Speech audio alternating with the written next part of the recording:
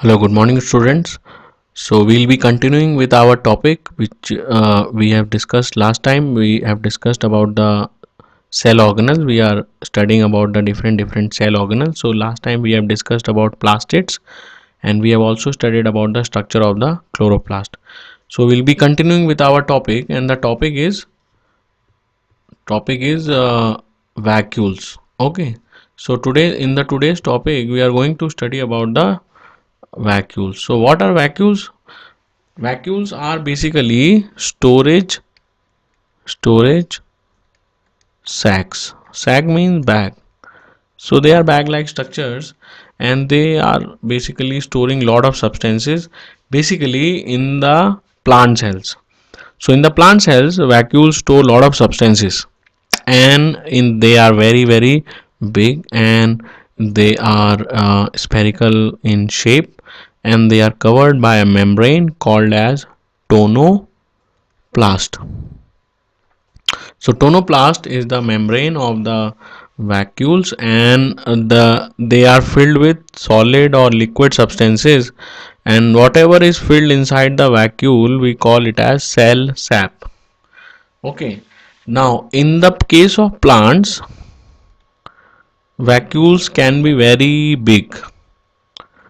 Okay, so in the case of plant, the vacuoles are very big, and sometimes they are big that they occupy around 50 to 90% of cell volume. Means they can easily take up 50 to 90% of the cell volume. You can imagine how big they are.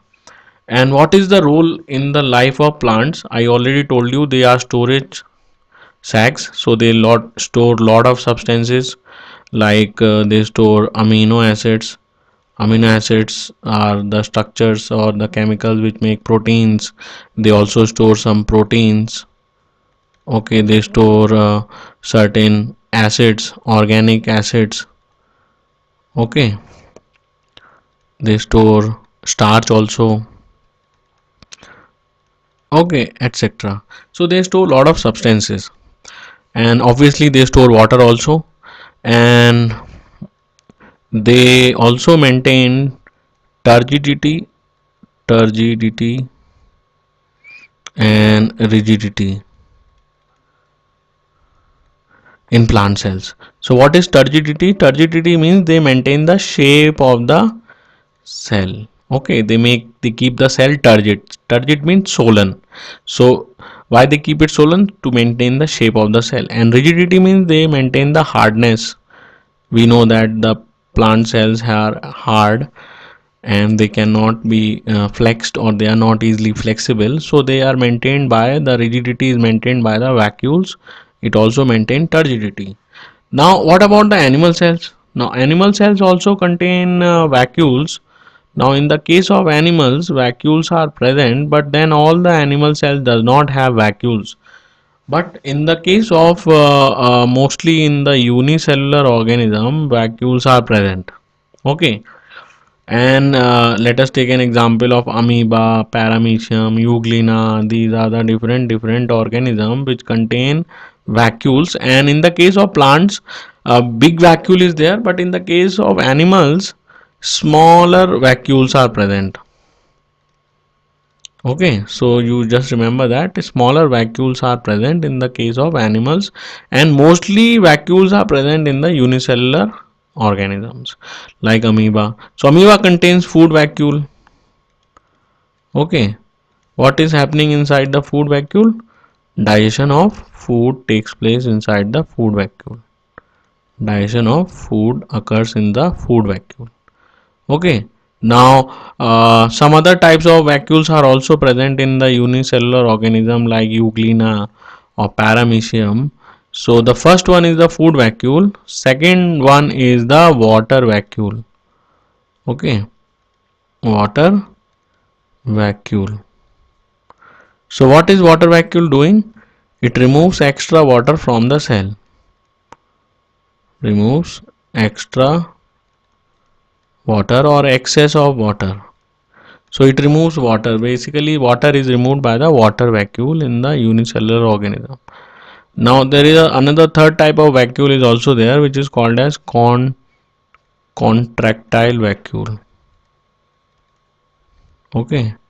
Now what is this vacuole doing? Contractile vacuole. It removes waste. There are a lot of waste in the life of the cell. So these waste are removed by the contractile vacuole. So it removes wastes. Okay, so these are the different types of vacuoles which are present in the animals. Let us see what is given in the NCERT. You open, and many of the students were asking the doubts that what to write and how to write. So you write the point which I am explaining to you. Write all the points which I am explaining to you, and these will be your class notes and will be your notes for your notebooks. So vacuoles are storage sacs. Already I told you they are storing solid or liquid contents. So vacuoles are small sized in animals, I have already told you, and they plants have very large vacuoles. The vacuoles may be so large that they occupy around 90 to 50 to 90% of the cell volume.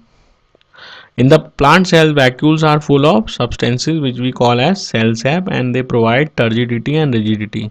So all these points are explained to you. You just write the notes.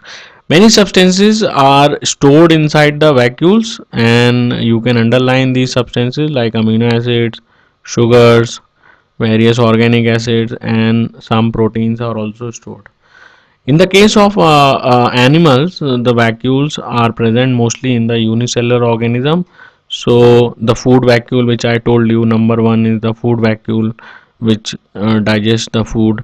And then I already told you about the vacuole. There are some specialized vacuoles which play important role in removing extra water, and I told you this is called as water vacuole.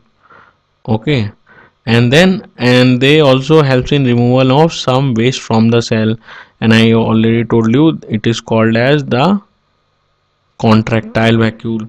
So these vacuoles are there which are present inside the unicellular organism, and they perform various activities.